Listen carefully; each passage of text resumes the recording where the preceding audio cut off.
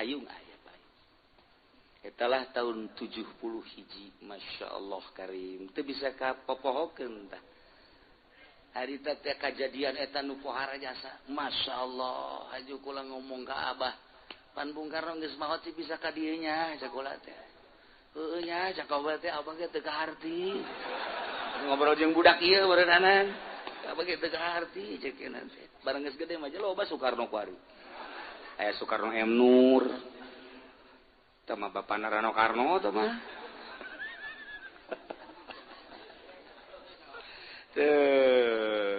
Ieu mah keur carita. Eta bendera Kangjeng Nabi teh kapan teu aya ngahiyang. Lamun engke cak Bung Karno saat itis Indonesia bakal bangkit kembali. Engke Indonesia bakal perang, iraha eta. Ditanya iraha perang ke di mana-mana itu tuh Baduy geus gerang. Hiji, nomor kedua di mana-mana presidenna urang Sunda. Lamun presiden geus jadi urang Sunda bakal ieu mah kajen kumaha ge. Engke urang Sunda nu bakal jadi presiden.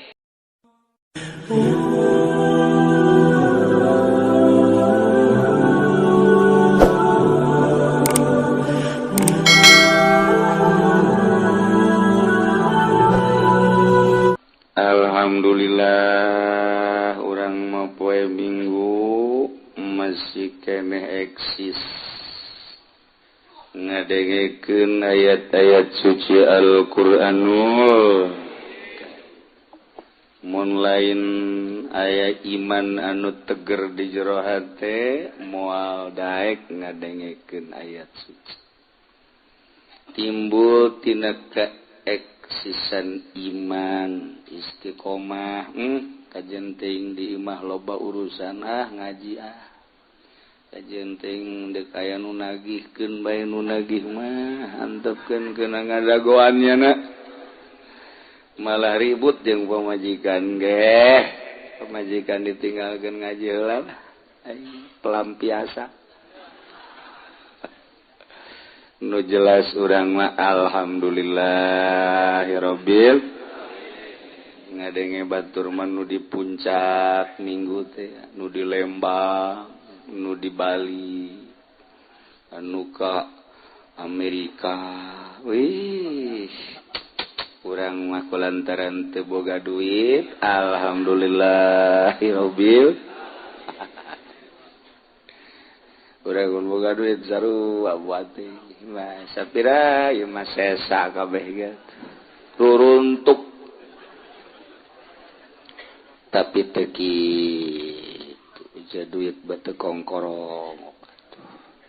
Sebenarna mah duit ambalayah di bank. Atuh cek saha eueuh duit jaloba di bank. Sanajan teu boga urang. Ieu urang ngalalakon dibawa ku dimensi dauhan Gusti Allah nyaritakeun tentang kajadian bapak jeung ibu moyang urang baheula. Nu kamari dicaritakeun tentang iblis. Ku biadabna iblis, ku bangkawarana iblis teu nurut ka Gusti Allah. Di tengah hormat sujud ka Kangjeng Nabi Adam tetap janama embung lantaran aya gede hulu takabur asa aing mulia asa aing agung maknya nu mulia jeung nu agung kudu sujud ka nu sahandapeun aing keheula aing maka cak Allah teu layak surga dicicingan ku jelema anu sombong jeung takabur. Turun sia iblis, turunlah iblis ka dunia. Jadi kuari di sorga geus eueuh sakadang iblis. Nu aya sorangan Kangjeng Nabi Adam alaihis. Masya Allah. Ente bisa ngabayangkeun Kangjeng Nabi Adam sorangan di sorga. Sorangan. Ya Allah ya Rabbi. numantak lemas kana jannata masyafiha mustauhisan barang Kangjeng Nabi Adam sorangan di sorga cicing nyana lempang kakalir kakidul kawetan kakulon ngarasa teu betah di sorga teu betah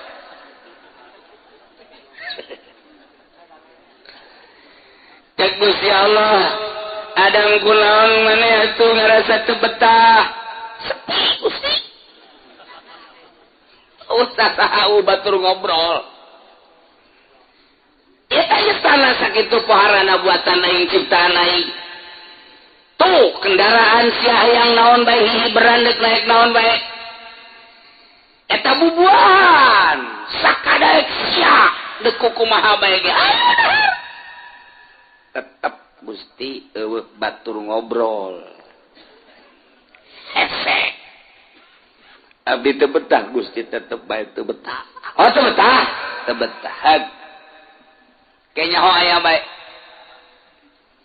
sarelah Kangjeng Nabi Adam falamma nama barang Kangjeng Nabi Adam sare khuliqat min dal'ihil qusra min syaqihil aisar cokot ku Gusti Allah tina iga nu pendek paling handap belah kenca cokot ku Gusti Allah dijadikeunlah Siti Hawa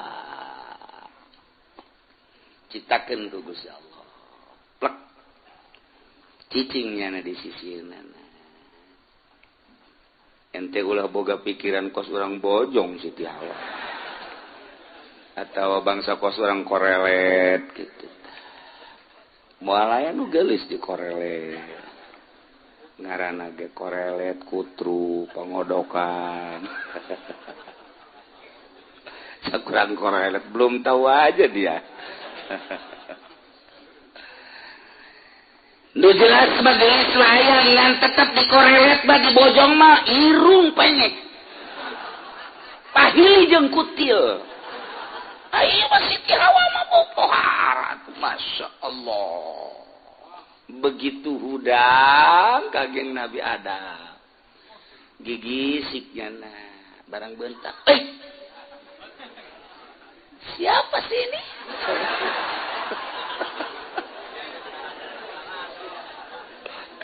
kaget Nabi Adam berjuta bintang di langit satu yang bercahaya emangan hiji-hijina nyana doang ku Kangjeng Nabi Adam langsung dek dirawel Siti Hawa ge sarua ningali Kangjeng Nabi Adam ge bogo sarua pada dek narawel cek Gusti Allah stop oi ieu nanaonan paingan kuari teu saha asal nu herang bae haju bae mending mun lain ustad masih kene SMS-an bohon cak ustad teh emang aing lain jelema aing mangan syukur nembongkeun kanormalan aing nu sabenerna mah warata ustad masyaallah barang diselidik ustadna horenganan di partai PDI pantas nasionalis jiwananya cek Gusti Allah ulah waka Adam Hawa tetap maneh kudu melalui pertikahan heula Gusti kumaha atuh abdi tikahkeunana kusaha ukaula nu agung sok tikahkeunlah Kangjeng Nabi Adam ka Siti Hawa nu nikahkeunna Gusti Allah dengan mas kawin melalui mas kawin maca sholawat ka Kangjeng Nabi Muhammad sallallahu alaihi wasallam bari geus kawin cek Kangjeng Nabi Adam Gusti betah ku ari mah di sorga teh kabari mah abdi sakieu lubak libuk loba itu ge tetep bae ketika abdi sare gugulitikan sorangan bae naon hartina atuh abdi sare jeung guguling tapi panai kieu mah Gusti disebut guguling ja emang lempeng disebut nyana eta adalah simbut atau memang sok nyimbutan abdi ngan beda naik simbut biasa mah tilok nangkep ieu mah nangkep ulah ngomong ka Gusti Allah geus aing nyiptakeun sia gara sesenangan betah dam betah hawa betah sangat betah sok wa golek Gusti Allah ya adamuskun anta wa zaujukal jannah hei Adam geura rumah tangga anta anjeun wa zaujuka jeung pamajikan anjeun nyaeta Siti Hawa jannah tadi surga sok maneh geura imah tangga surga nu sakieu legana nu moal kanyahoan tungtungna ku maneh jang maneh duaan oh masyaallah aing ngadenge kitu mah pohara jasa kasenangan di surga aing ngadenge si Mas Tono anu kontrakanna can kabayar sempit luar biasa tapi anakan mah terus bae blon boro-boro dikontrakan tuh di Ethiopia anu kurang dahar gerde hulu tetep bae orok loba berarti kan terus teu kahalangan ku kurang sangu wayah ngarayap bae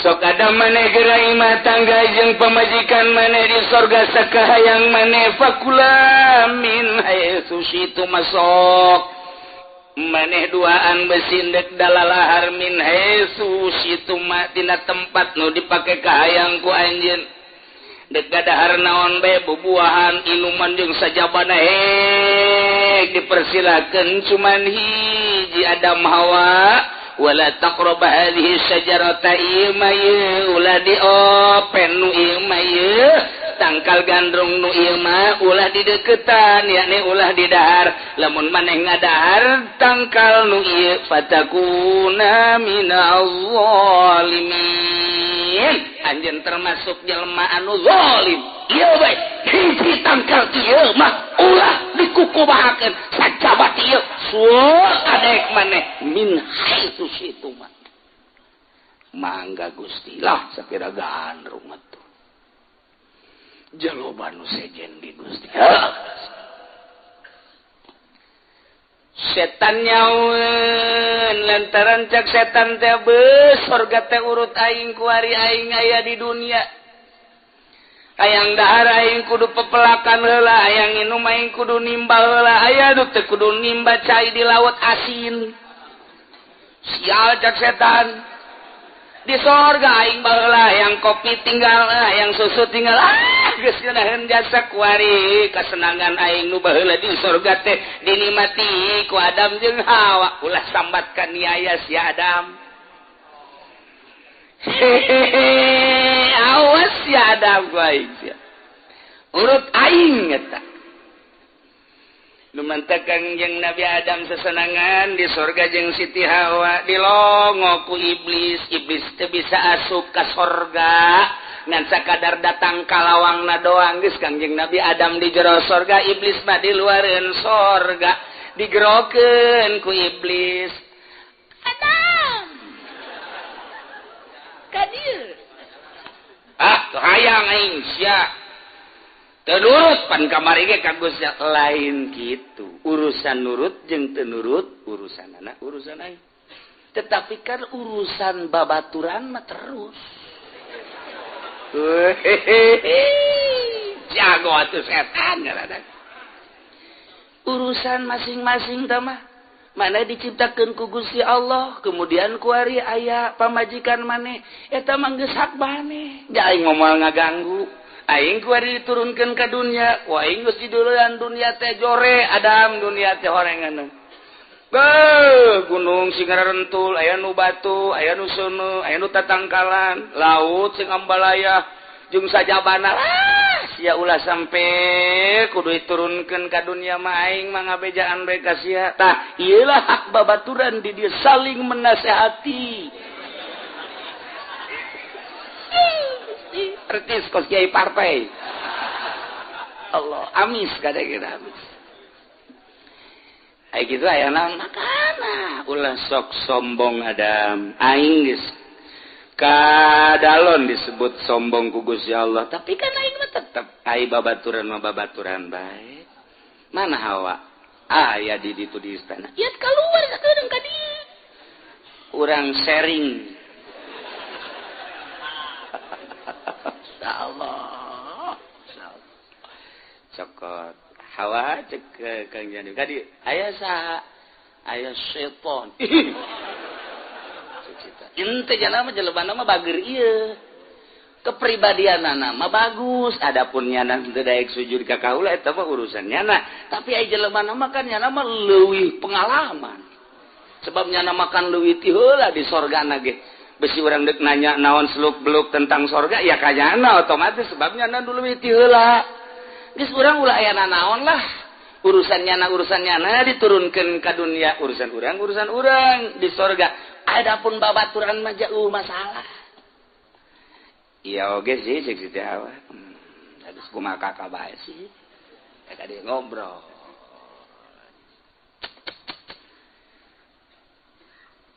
Iblis di luar pagar sorga, Kangjeng Nabi Adam di sorga.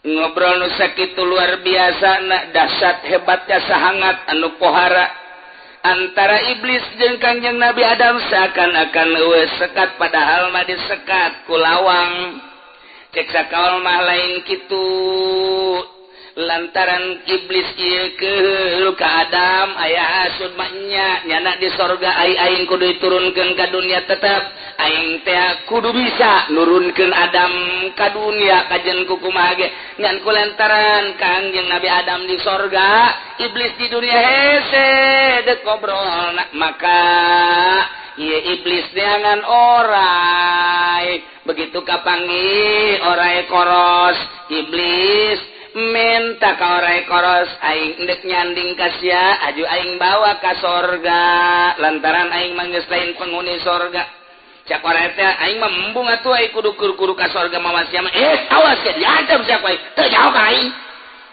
wah tu iblis teh kajawaraan aya di nyana kakiaian aya di nyana kawalian aya di nyana meujeuna iblis Iblis mengobrol jeung pedagang kos pedagang ngobrol jeung politikus kos ahli politik ngobrol jeung kiai dalil ngeberbet bae meme ditanya dalil geus ngadalil bae eta iblis nu kos kitu bisi di lembur urang aya nu kos kitu eta ge sarua anak buah iblis atuh teu naon jak orai da gitu masuk nya ka orai asup ka sorga ngobrol lah di jero Ari iblis jajor orai, Kangjeng Nabi Adam biasa bebas. Nu mantak cenah teu menampakeun besi aya malaikat nu bakal ngusirnya. Nu jelas deuk di jero surga atawa di luar surga komunikasi nyambung antara iblis jeung Kangjeng Nabi Adam alaihis. Cak iblis teh Adam sia jeung pamajikan ulah sok sambarangan duhar dahar unam inum jeung cukal cekel lamun memang eta henteu diperbolehkeun ku Gusti ulah tapi lamun ku Gusti dimeunankeun atuh silakan. Ieu mendek nanya baik aya henteu nu dilarang. Sakitu doang ieu mah pertanyaan teh. Aya ulah masalah beusi aya. Naon eta nu dilarang? Sebab keur aing di sorga mah eueuh larangan. Nah ieu kuari aya apa henteu? Aya kuari mah. Naon? Cek Gusti kamari bebejak ieu fakula min haitsu syi'tuma wa la taqrabu hadhihi asy-syajarata fatakuna minaz zalimin. Tah eta nu kuaing ditanyakeun kabeneran mana tangkalna tah ieu dam ada geus kieu bae heulanan poe ieu mah moal langsung aing ngomongna heulanan ieu mah sia mah geura tentrem bae di sorga aing dibalik heula ka dunia aing malah ke ku aing dipikir-pikir heula teh tangkal eta teh urut aing sebenarnya mah ih cek anjing abi ada mulai nyeun penasaran coba ku ari engke bae heulanan gampang urang ulah sakali ke SMS deui lah ya Allah hebat jasa teu sakaligus eta iblis teu kagoda turun nya ka dunia nyana cicing neangan tangkal kayu caringin gede ujung ngiuhan nyana di handapeun tangkal caringin oh kieu inilah pohon golkar cek sial ta iblis Delilah iblis teh naik deui ka luhur ngan tetep teu meunang nya masuk ka sorga main dahan Kangjeng Nabi Adamna ku ari kadeukeut lawang di dinya disekat ku lawang ngobrol lah iblis di luareun sorga jeung Kangjeng Nabi Adam cek Kangjeng Nabi Adam naon karena nu kamari deuk didongengkeun teh kieu cek iblis teh Adam dosa bener nama sorga tepan urut aing mageus nyaho jasa di sorga dipersilahkeun ku Gusti Allah lamun Gusti Allah nyarita ka anjeun uskun anta wa zaujuka jannata pantes adab haju cek Gusti Allah fakula min haitsu situ ma pantes jasa wala taqrabu hadhihi syajarah ngan eta tangkal kayu nu dilarang ku Gusti Allah kula aing ieu deuk bebeja ka anjeun nu sabener-benerna mun sia daek amun teu daek mah aing moal kira-kira mana hayang penjelasan kau yang dijelaskan kira-kira teh hayang moal hayang mah boh aing moal ngaganggu ka jelema nu keur di sorga moal tah aya bae keren di sorga anu di dunia ngan lamun hayang penjelasan endek dijelaskeun jatuh teh daun coba penjelasan ieu dam Ainu sabenerna mah ieu tangkal teh lain nu dibicarakeun secara zahir. Gusti Allah nyarita wala taqrabu hadhihi syajarata fatakuna minaz zalimin. Eusina mah kieu maksudna. Ieu tangkal kayu ya ne gandung ulah sote besi maneh jadi kebal di sorgana wates wangena jeung beusi maneh ieu teh mun ngadahar ieu setarap jeung malaikat pan aing nyaho mah iki sambil kasimpulan mah ieu tangkal ieu gandum mun ku maneh didahar engke maneh setarap jeung malaikat kumaha malaikat bapa nyaho kanu di luhur nyaho kanu di handap nyaho kanu di sekitarna eta malaikat ngaranna tah mun maneh ngadahar ieu bakal okos malaikat nyaho kana sagala rupa nomor kahiji nomor kaduana mun ieu didahar maneh langgeng di sorgana tah nu mantak ku Gusti Allah dilarang hiji beusi setarap jeung malaikat kanyaho nomor kadua beusi langgeng eta pikir-pikir bae kumaha jetu jasa ya Allah ya Rabbi ieu mun awewe mah langsung bertekuk lutut di hadapan laki-laki geus bae pokona mah ieu mah deuk naon bae ge kumaha kakak bae pokona mah diserahkeun sagala-galana termasuk senjata ampuh ieu geus geunaheun geus tapi pikir-pikir bae iblis nu bener sih aduh ya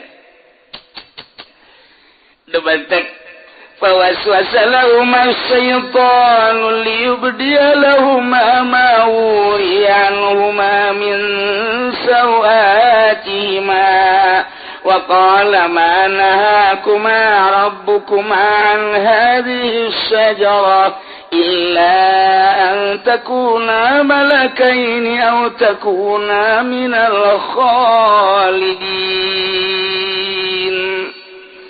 waswasa maka ngagoda anu pohara bisik-bisikan iblis ka Kangjeng Nabi Adam jeung Siti Hawa membisikan pikiran-pikiran jahatna anu teu katembong seperti jahat digoda anu sakitu limitna ku bahasa anu lemah lembut waswasa syaitanul lahum ngagoda ngasupkeun omongan-omongan pikiran-pikiran jahat lahum ka Kangjeng Nabi Adam jeung Hawa anu maksudna maliub dia lahum mauri adek dihinakeun ku iblis teh supaya iblis teh bisa galahirkeun naon anu jadi tutup-tutup ka Kangjeng Nabi Adam kemegahan kemuliaan di luhurna make mahkota anu seperti raja pakaianana anu sakitu hese tandinganana lantaran hasud anu kacida iblis teh ulah sambatkan dia ya cak iblis pokona aing kajen kumaha bae ge bakal ngagoda ka padehanana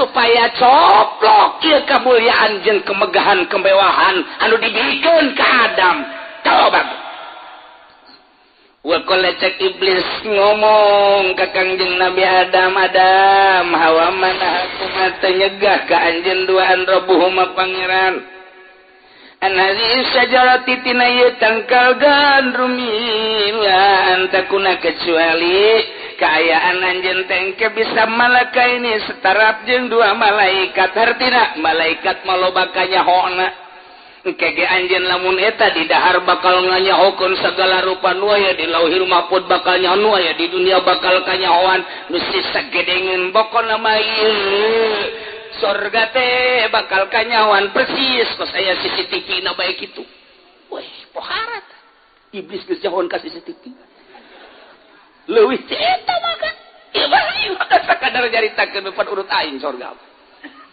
iya kataran nu mantak dilarang teh bisi kitu nu sabenerna mah kahiji au takuna minal khalidin atawa anjeun mun ngadahar eta teh engke bakal teu paeh-paeh terus bae di sorga mantap jasa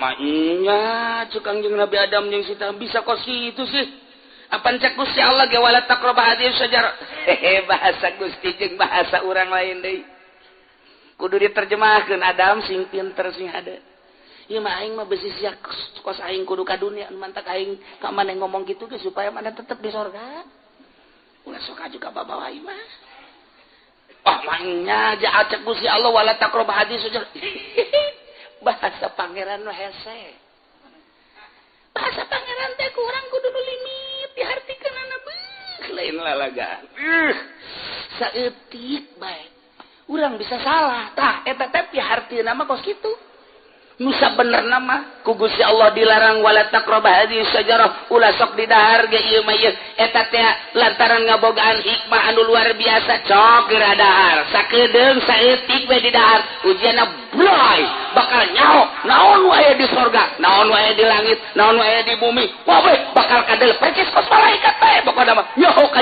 ditu bakal bisa hihiberan kos malaikat isah tangkal kayu lu mantak ku Gusti Allah diomat-omat ge beusi tambah kapinteran Kangjeng Nabi Adam wa qasamahuma inni lakuma laminan nasihin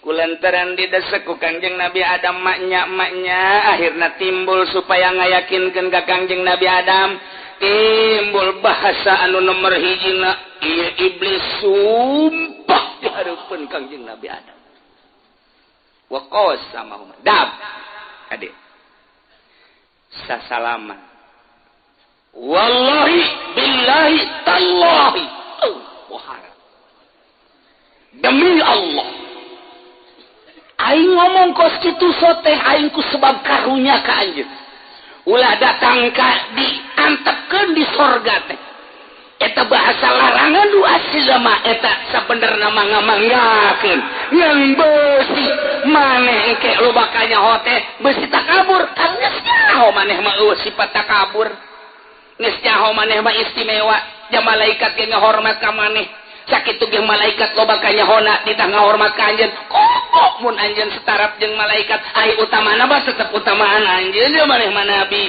ngan kanyaho mah pan tetep lobaan malaikat mun anjeun ngadahar eta wallahi demi Allah maneh bakal leuwih istimewa tibatan malaikat moal pae eta mah atuh lamun percaya bae mangga, lamun teu percaya atuh saboro. Inilah kumaha minan nasihin, tugas ka ulama ngan sakadar nganasehatan ka anjeun. Masyaallah. Aduh. Ngeunaheun kana jantung. Asana tiis jasa jantung tiis. Ya Allah. Geus lah sakitu bae cek iblis teh. Kula mah ka dunia deui bae, tamat tinggal dipikirkeun bae. Kurang kumaha nu jadi prank. Nganasehatan, batur momoal aya nu nganasehatan modal kitu mah rahasia tah mah sebenarnya. Ngan lah atuh ai kudu dibikeun mah bikeun mah rahasia tinggal rahasia geus bae. Nah, ieu mah pililian bae bener ya iblis. Moal sumpah ka ulama ke wallahi billahi tallahi. Lamun lain rahasia moal kudu make sumpah. Masya. Kumaha. Atuh Kangjeng Nabi Adam teh langsung juan yang Siti Hawa gadeuketan kana eta tangkal kayu dicekel-cekel ku Kangjeng Nabi Adam buang beureun. Heuh, sakumaha cek iblis. Ieu tangkal gandum teh mun kurang di dahar urang tambah ilmunya kana segala rupa jeung meureun urang teh jadi langgeng moal dipaehan ku Gusti Allah Hawa istriku tercantik. Istriku yang setia yuk, urang dahar yuk. Atuh kumaha kakak bae. Ja asana ku jelas, jasa eta iblis ngasehatan ka urang make sumpah segala. Meureun manan kitu ge dedeum jeung nyaheun ka urang teh urang dahar bae. Atuh hayu.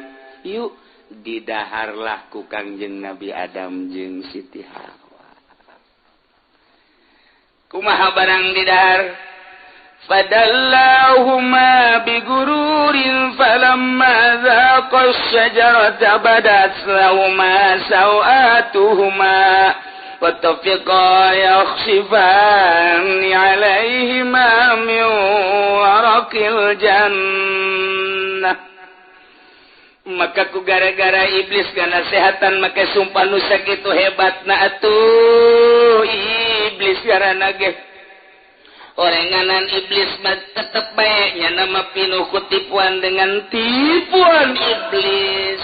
Adam kita turun ti sorga gara-gara nama bigururin tipuan iblis padallahuma maka nurunkeunlah iblis ka Adam jeung Hawa tina tempat nu sakitu mulyana sorga bigururin ku tipuan iblis anu nipuna teu kira-kira siga anu padahal manipu limit bahasana bangun seserahan teh teu mari daek bae manggarin teu mah atuh nyanggakeun sadaya-daya cak iblis ngan ari ka ulama tugasna ngan sakadar nganasehatan demi Allah billah tallah mangga tamah nah kulantaran didahar ku Kangjeng Nabi Adam falamma zaqas syajarata barang didahar ku Kangjeng Nabi Adam saketika ekna kana wadah lahuma sawatuhuma mahkota halal berpakaian-pakaian ararindit kabeh ucutan sataranjang Kangjeng Nabi Adam jeung Siti Hawa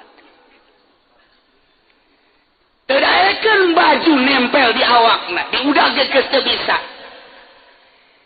make mana bae geus teu bisa bae sataranjang bae Adam jeung Siti Hawa teh Kangjeng Nabi Adam Masya Allah idinya tembong dubur jeung kubulna atuh Kangjeng Nabi Adam teh kulantaran ngarasa isin jeung sieun ka Gusti Allah taufiqa yakhsifani idinya nyokotan dangdaunan waya di sorga min waraqil jannati dadaunan dangdaunan teh dipake ampok-ampok ku Kangjeng Nabi Adam jeung Siti Hawa teh ngan sakadar ampok-ampok doang dipake ka awak mah teu bisa dicokot daun pakai ampok-ampok nutupan kubul jeung dubur kitu kene Siti Hawa sataranjang di sorga teh Masya Allah karim kemuliaan jeung keagungan kemegahan anu dibikeun ku Gusti Allah dengan sendirina copok kabeh teu bisa dipake wa nadahuma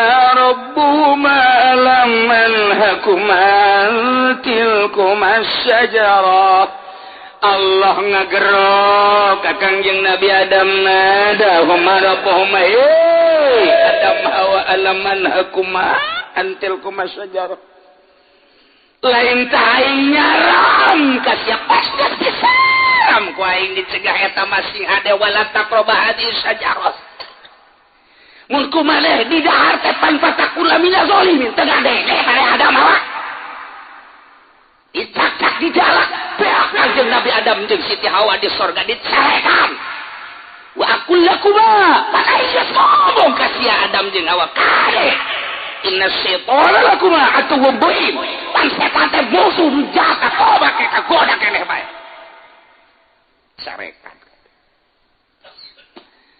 Kanjeng Nabi Adam cerik jeung Siti Hawa geus teu bisa kukumaha lantaran atuh memang geus kieu meureunanan maksiat ka Gusti Allah teu nurut kana omongan-omonganana. Jadinya Kanjeng Nabi Adam berat didinya sujud. Ulah sujud. Lain sama sujud di dia mah. Pengabdian sia datangkan dia Adam. Hawa. Kunaon sia teu nurut ka aing? Dinya Kanjeng Nabi Adam ngadua qala rabbana wallahu a'lam san rugi laramena bakal kumaha engke diturunkeun ka Kanjeng Nabi Adam jeung Siti Hawa wah ujianana batalkeun ngabesan.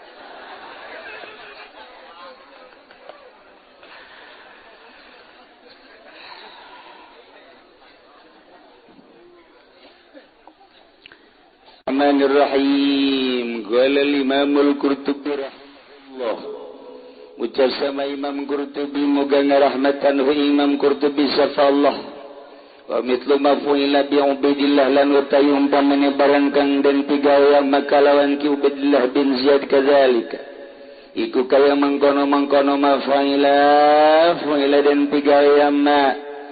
Ibasri bin Artad kalawan ki Basri kang putan ki Artad Al-Amiriyah alladhi hatakal Islam kang ngarusak ya bisyurul Islam wasapagalan numpahkan ya bisu adamal harama ingetih kang harama patalalan ngabunuh ya bisu ahla baiti Rasulillah ing ahli bait kangjeng Rasulillah sallallahu alaihi wasallam walam yari lahu lan orang ngaraksa lahu kado bisu afazimamu pirang-pirang tanggungan Wadzabahalan ngabunuh ya bisu ibni Abdillah ing anak rarane Ubaidillah ibni Abbas bin Abdul Muttalib wa umalan lahu taigarane ibni Ubaidillah bin Abbas bin Abdul Muttalib saghirani ko kang cilik karone baine yaday ummiha dalam antarane areping mboke karone ibni Ubaidillah ya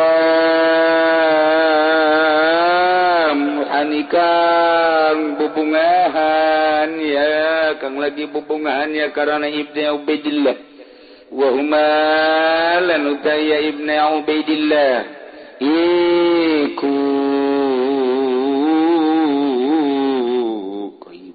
qaimu Abdurrahman padzahala aqlu ummihi maka ilang apa akal mboke karena ibni Ubaidillah salat lan dadi ya ummu kalmat dunatiku kaya wong kang edan waruya lan riwayatkeun warwa Ibnu Abi Syaibah talan ngariwayatkeun sapa Ibnu Abi Syaibah fi musnadihi dalam kitab musnad Ibnu Abi Syaibah anna Muawiyah ta ing satuhne Muawiyah arsalaiku ngutus ya Muawiyah bisa menartat ingki bisur kang puta ingki artat pijai sinazimin dan tentara kang agung badat takimil hakamain ing dalam sausana hukuman hakim lara pasar maka lumaku ya bisulan kabeh yang dayas lan jais binasam saking samata qadamul Madinah tamalah tumakaya bisulan jais kabeh ing Madinah wa milul Madinati lan utawi gubernur Madinah yaumaidin dalam hari kala iki qadamu iku min jihati Ali bin Abi Thalib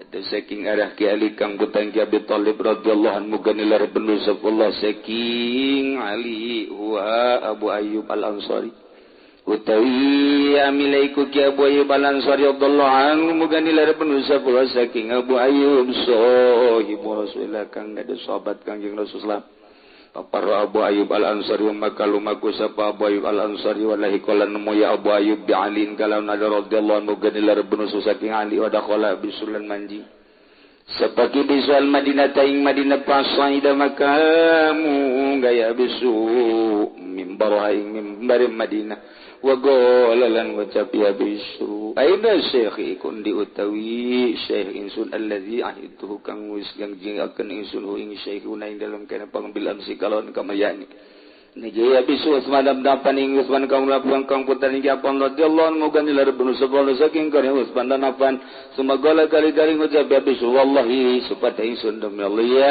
ahlal Madinah ya ahli Madinah laula mauhida ilayya Muawiyah laula ma'ahida lamun oranana uti barang kang ngajanggikeun maring ingsun sapa Muawiyah matarak subil Madinah maka ora ninggal ingsun dalam Madinah muhtaliman ingkang parak balik illa qatal tu angin ngabunuh ingsun ing mutalan sembah mara ahlul Madinah kari marenta ya bisu ngali Madinah yubayu ingin tabarat ahli Madinah li Muawiyah takade Muawiyah arsala lan gutus ya bisu ila bani Salama maring bani Salama qalan ngucap bisu malakum indi aman orang nana ikut tetap kada sila kabeng dan saning sunutai keamanan wala sabiqalan orang nautis sabiqa hatta tahun hatta tatuni mana tarka sila kabeng sun nakani sila kabeng sun bijabir bin Abdullah kalan Jabir kaum Abdullah fa khubira bidzalik maka den caritakeun bidzalik kalawan mangkono qala malakum indi amanun sapa Jabir fantala makalumaku Jabir hatta qala malam manjing Jabir ala ummi Salamah maring Ummu Salamah zaujin Nabi dari Nabi kangjeng Nabi sallallahu alaihi wasallam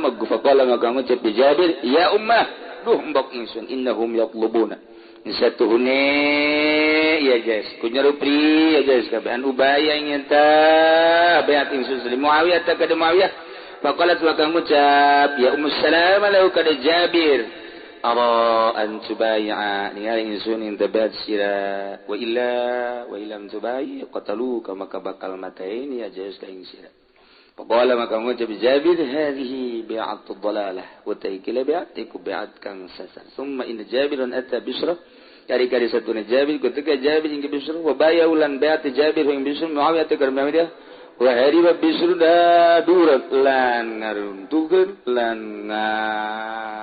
sabagi besut ing pirang-pirang umat kasiratan kang bil Madinah ting Madinah sementara kali-kali lumaku kitu ya bisun hatta malah takaya bisun Makkah tai Makkah biya Abu Musa lan ikut tetep dalam Makkah ta Abu Musa al-Asy'ari radhiyallahu anhu kanilar penusu saking Abi Musa fa khapa Abu Musa makau di sapa Abu Musa lan singat sa Abu Musa itulah yang sing temataini ya bisu ing Abu Musa hariba maka Abu Musa fakila zalik maka daun ucapakan apa zalika mangkon hariba di bisun kalau bisu faqala maka ucap bisun malkun ta lialku malkun tu orang yang sun ikut daripada yang temataini sun ho ing Musa badan akhlak yang saya ente muacat ya Musa alian ningali falam yatlubu bisun makaran yuprihu ing jahu ing Abu Musa sabab bisun pada zalika nabi mangkono hariba summa kataba Abu Musa kali nyuratan sa Musa ilal Yaman maring Yaman ana khailan mabunsa ilaikum satuhune bala tentara kuda iku kang mabun satun kan yang tuslikum marisai kami Muawiyah saking Muawiyah lian zura darpun yantem madaini ya khail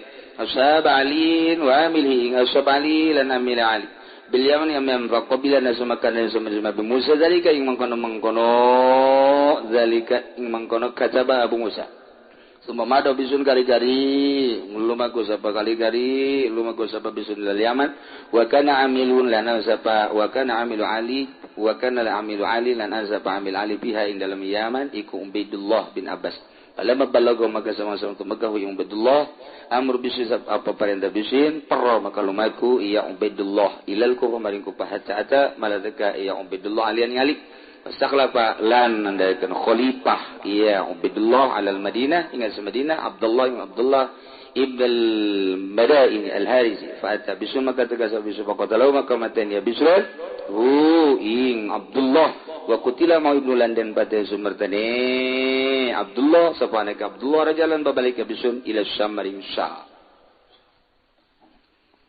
nyaritakeun tentang kelanjutan pembunuhan tentang Sayyidina Husain. Anu kamari ternyata pembunuhna dibalas langsung ku Gusti Allah Subhanahu wa taala. Teureun-eureun di zaman Kangjeng Nabi Musa memeh Kangjeng Nabi Musa memeh Nabi no terus tentang Suriah, tentang Palestina, tentang Mesir, tentang Baghdad, tentang Iran, tentang Mekah, tentang Madinah. Memang etalah negara-negara tertua di dunia. Mantak kurang Suriah kuari perang teh aneh, Baghdad perang teh aneh, motif-motif perang geus macem-macem tiba. Mantak kuari mah komo ieu mah hese urang nyaritakeun peperangan nu ayeuna mah. Lantaran Yahudi, Nasrani, Yahudi kuari keur bener-bener manehanana ngadu-ngadukeun Islam. Sehingga tafsiran-tafsiran tentang peperangan Persina macem-macem. Tak urang mah tetep bae khususna urang ngadoa jang diri urang, jang keluarga urang, jang negara urang supaya urang dibere keamanan ku Gusti Allah. Jeung urang doakeun dulur urang nu di Palestina, dulur urang nu di Irak, dulur urang nu di Suriah, dulur urang nu di Mesir, nu di Turki, mudah-mudahan aya dina lindungan Allah Subhanahu wa taala. Ilah model nu terjadi terhadap Ubaidillah bin Ziyad, kadzalik itulah terjadilah terhadap Bishr bin Arta sebagai pembunuh al-amiri alladzi hatakal Islam nu ngarusak terhadap agama Islam, anu numpahkeun darah peperangan di luar sabilillah, yakni damal haram. Manehanana teu kira-kira ngabunuh ahli bait Rasulullah sallallahu alaihi wasallam, keturunan Kangjeng Nabi Hasan, Husain, berikut incu-incuna diboluh kabeh. Walam yar'alahu jazama, jeung henteu ngaraksa kabanehanana pertanggungan teu aya kumahanyana bae. Bahkan nyana mencit ibnai Ubaidillah bin Abbas ibnu Abdul Muttalib. Abdul Muttalib gaduh putra ngaranna Sin Abbas, paman Kangjeng berarti manehanana teh. Kemudian boga anak ngaranna Ubaidillah, boga anak dua, lalaki dua anak, masih budak kene, buluh bae. Masya Allah. Saghirani huma saghirani baina yaday dibunuhna di hareupeun indungna. Keur meujeuhna lulumpatan sesenangan jam rohani. Hiji ngaranna Ki Qayyim, dua Ki Abdurrahman, atuh kulantaran dibunuh di harapan indungna. Fadzahala aqlu ummihima, akal indungna hampir stres. Deuleu di hareupeun indungna langsung dibunuhna. Masyaallah mantak qasarat kal majnuna. Kitulah kekejaman-kekejaman nu baheula. Mantap. Datang ka kuarit terus bae. Ya Allah, ya Rabb. Ibnu Abi Syaibah ngariwayatkeun dina musnadna sanyana Muawiyah ngutus ka Bishr bin Artad melalui tentara anu luar biasa sabada keputusan dua hakim supaya berangkat di mana ieu di Suriah, Sam, Damaskus, ka mana? Ka Madinah. Berangkat. Saat eta nu jadi gubernur di Madinah diarah Ali bin Abi Thalib, Abu Ayyub Al-Ansari sebagai sahabat Kangjeng Nabi Muhammad sallallahu alaihi wasallam. Serang ku anjeunna supaya diduduki ku anak buah Muawiyah. Maka Abu Ayyub berangkat manehanana meninggalkan Madinah manggihan ka Sidina Ali. Asuplah Sidina Ali kan aya di Kufah harfu eta. Kemudian manehanana lumpat ka ditu ka Kufah ka Sidina Ali, ditinggalkeunlah Madinah. Asuplah Bishr ka Madinah, langsung naik mimbar lantaran gubernur geus teu aya. Nyana ngomong ayeuna sayyidi mana? Sayyidi alladzi ahidtuhu bil amsi nu kamari kukula geus kajangjikeun ulah ka mana maneh? Hah? Ulah ka mana? Hiji turun atau dibunuh? Ternyata geus eueuh. Nomor hiji, nomor kadua mana Utsman bin Affan? Tangan kunya dak dibunuh deui bae. Masya Allah. Semoga cak bisu wallahi ahlal Madinah laula ma'ida ilayya Muawiyah lamun Muawiyah teu janjikeun ka urang mataraktu fil Madinah muhtaliman illa qataltu moal ninggalkeun ka budak nu kakarat balik deukeut menghadapi balik kecuali kukula dibunuh kajian kuku bangge sahabat dibunuh. pohara ieu kikiriman Muawiyah teh dahsyat jasa summa amara ahlal Madinah yubayyu lubayya nyana maksa ka ahli Madinah supaya ngebeat supaya beat percaya bahwa Muawiyah lah sebagai pemimpin umat manusia di dunia khususnya di belahan timur tengah umumna sadunia supaya beat ka Muawiyah dipaksa wa arsala ila abisla bani salamah anjeunna ngutus ka bani salamah wa qala malakum indi amanun wala sabiqah atatauni bi Jabir moal aya keamanan yang moal aya kangeunahan sehingga maneh ngadatangkeun heula ka Jabir bin Abdullah ieu sebagai gangguanana coba datangkeun bejaan ki Jabir bin Abdullah ternyata Jabir bin Abdullah lompat datang ngadatangan garwa Kangjeng istri Kangjeng nu masih ayeuna yakni Ummi Salamah jadinya nyana nyarita ya ummah innahum yatlubuna an ubayya li Muayyah manehana nita supaya urang meat kumaha untuk penyelamatan takolat cek pamajikan Kangjeng lahu awa an subaya beat bae untuk menyelamatkan wa illa qataluk lamun anjeun teu beat maneh bakal dibunuh kajen ku kumaha mantap faqala hadhihi bayatud dalalah ieu mah beat dalalah kos kuari teh isis teh lamun beat ka manehanana salamet mun teu beat deuk saha bae ti golongan maneh bunuh bae ieu kan teu beres ieu kuari masyaallah ka Indonesia kan geus asup kuari masih dirahasiakeun lantaran aya sabaraha kiai anu dicomot kuari ku isis mantap kuari teh urang kudu jaga-jaga di Banten geus siap Jawa Tengah Jawa Timur ngan untung alhamdulillah pemerintahan urang tanggap di bawah Presiden SBY kene kuari wallah alamun SBY nu eta sia masih heran bangun sentimen teh gitu hai engke bakal timbul bendera-bendera seperti bendera Kangjeng Nabi kan Kangjeng Nabi pupus teh benderana warnana hideung tulisanana la ilaha illallah Muhammadur Rasulullah Allahu Akbar bendera eta kan eueuh ketika Kangjeng Nabi pupus bendera eta teu aya adapun nu sejen makan araya pedang Sidina Ali ku hari di Turki aya gelas patilasan Kangjeng Nabi di Turki masih kene aya tarumpah Kangjeng Nabi di Turki masih kene aya rambut Kangjeng Nabi anu dibagikeun saat haji wada di Mina di Turki aya di Baghdad aya di naon di Mesir aya di sababaraha negara aya di Suriah aya araya tabak kabeh bahkan sorban Kangjeng Nabi sorban Sayyidina Ali masih kene aya tapi ieu hiji teu kajahoan ka manana bendera Kangjeng Nabi warna hitam la ilaha illallah Muhammadur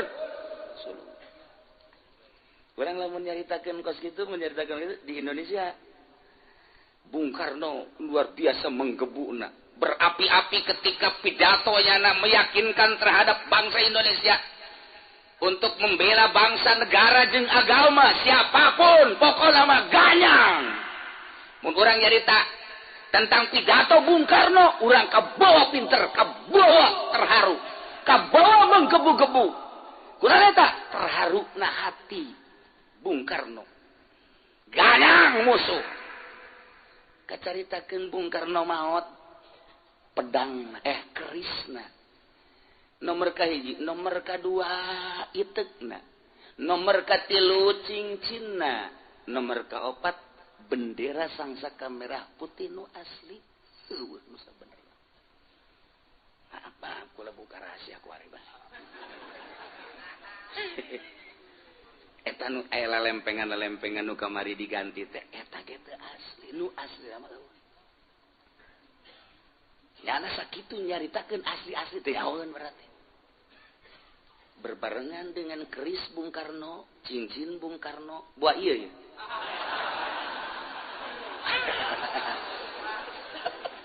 entah kieu moal dikamamanakeun kajen kumaha ge emang kunaon gitu weh aya sejarah I love you-an ya. Sama ka mana bae. Bendera sangsaka merah putih. Kemudian keris Bung Karno, cincin Bung Karno. Begitu Bung Karno pupus teu aya ngehiang datang termasuk bendera Sangsaka Merah. Kula ingat pada tahun 71 jam setengah 12 imah ieu keneh datang jalan dapur. Assalamualaikum kula dibuka nanyakeun abah keur sare diajak ku kula ka hareup ieu. Kemudian abah dihudangkeun itu dihudangkeun langsung adu hareupan ngadu dengkul. Kula belah dieu tanya ku abah aki ti mana Bogor. Aya naon ka dieu neuk neang batur kula waktu di Digul saha Ahmad bin Khairun kaget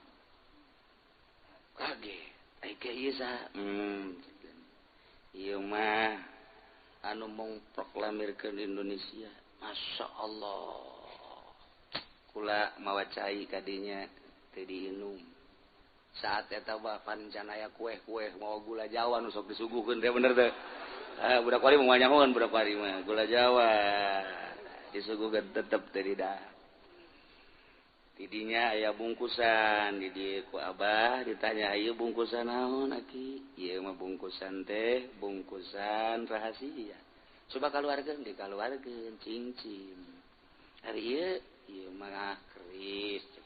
Meunang teu ningali mangga wae dideuleukeun. Minimal kula pernah neuleuh lah ka keris.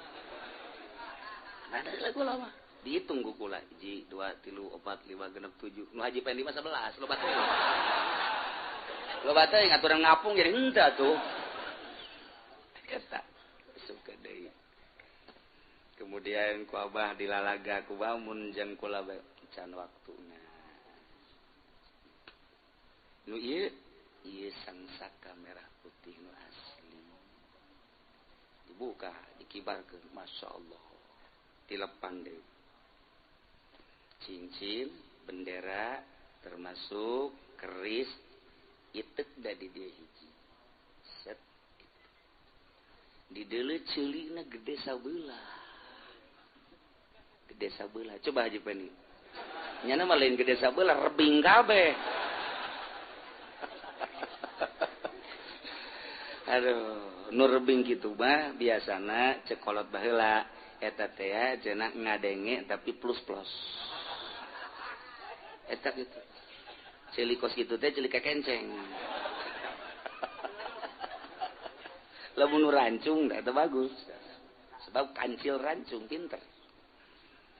Nah, ti dijalah langsung dongeng tentang perjuangannya nak.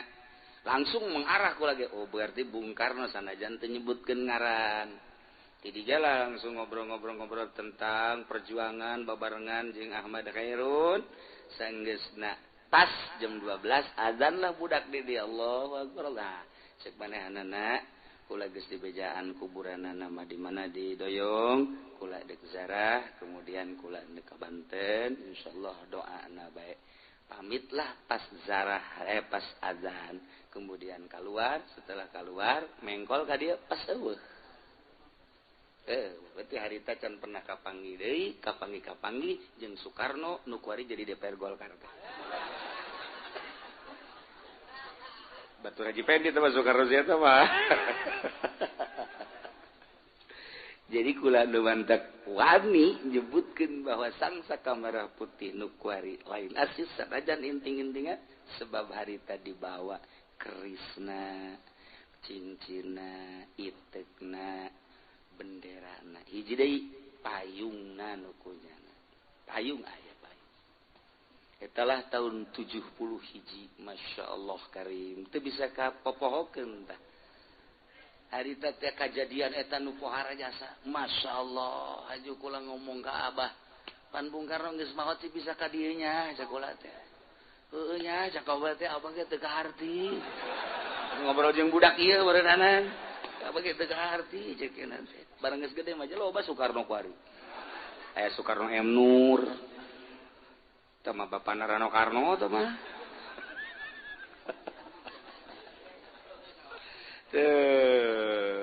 Ieu keur carita eta bendera Kangjeng Nabi teh kapan teu aya ngahiang Lamun engke cak Bung Karno saat kritis Indonesia bakal bangkit kembali. Engke Indonesia bakal perang, iraha eta. Ditanya iraha perang ke di mana-mana itu tuh Baduy geus gerang.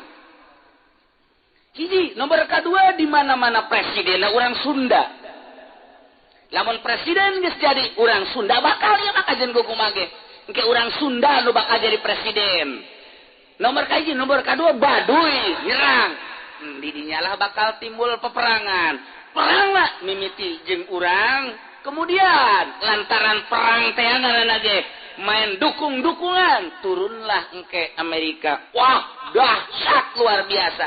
Mantap aya kali ti dieu ka ditu cak emak baheula moal aya caian kali eta mah sia. Engke caina ge eta mah getih bakal.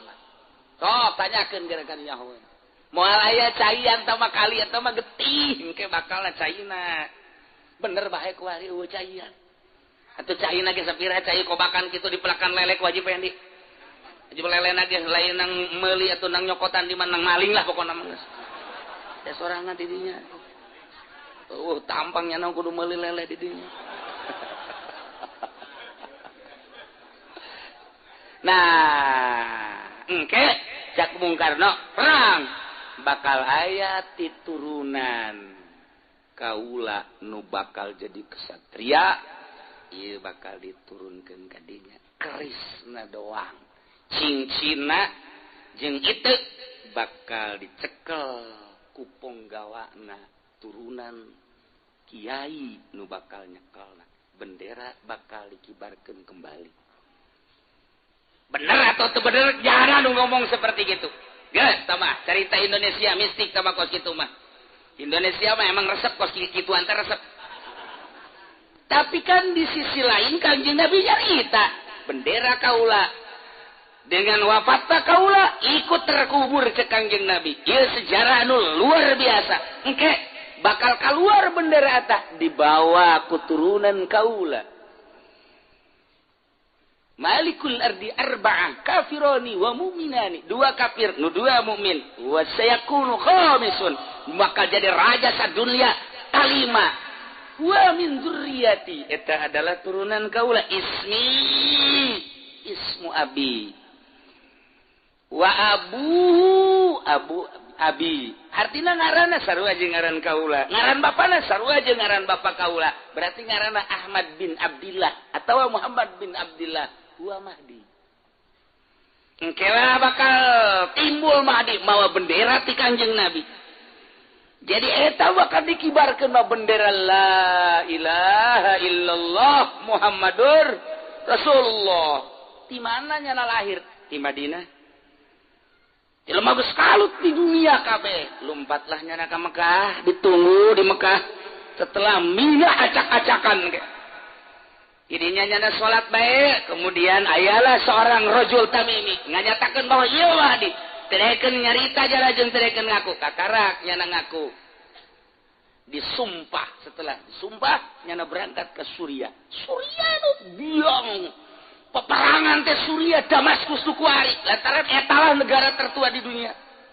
Sejarah terus batak teu kaget lamun urang sering bacaan hadis Suriah perang, Palestina perang, Baghdad perang, Mesir perang. Teu aneh sama kos kitu mah. Lantaran memang tiba heula. Peperangan-peperangan nyana urang ditu leuwih maca sejarah negara nyana. Nyana leuwih maca bangsa nyana. Lamun dihareupeun nyana di Dredet, teu aneh di Baghdad mah. Teu aneh di Mesir mah. Urang bae ge maca bangsa Indonesia, baca ku urang teh tahun 45. Baheula memehna. Diduduki ku Belanda 3 abad setengah, turunlah Belanda, turunlah Inggris, turunlah Jepang. Terus gedoran Cina, hampir kuari ge digedor deui Cina. Saho Jawara mah geus kieu bae ku misal geus iki ira gedoran deui nya, ira gedoran deui. Wah aing mencicing-cek bae cek jangan teh dipencitan bae disate ku aing. Karena itu bae Indonesia ge boga sejarah. Dibaca sejarah Indonesia. Atuh Baghdad baca sejarah Baghdad, Mesir baca sejarah Mesir. Ditulah kelahiran para nabi, kelahiran para rasul. Teu anehnya nama nu ngaran perang sabilillah, teu aneh. Urang kuari, dedet 1000 pae. Nyana nu ka sorga urang nu ceuri. dari urang mah teu puguh teu karu salat teu naon teu yang cerikeun nyana nu geus aya di sorga Aisyah salat teu naon teu bolon puguh kreditan ge teu anggeus sedih cenah aing mah Palestina geus di sorga nya mah Aisyah ohnya nyana macaan Palestina kelahiran negara nabi negara rasul perkumpulan para wali abdal perkumpulan para wali asoib perkumpulan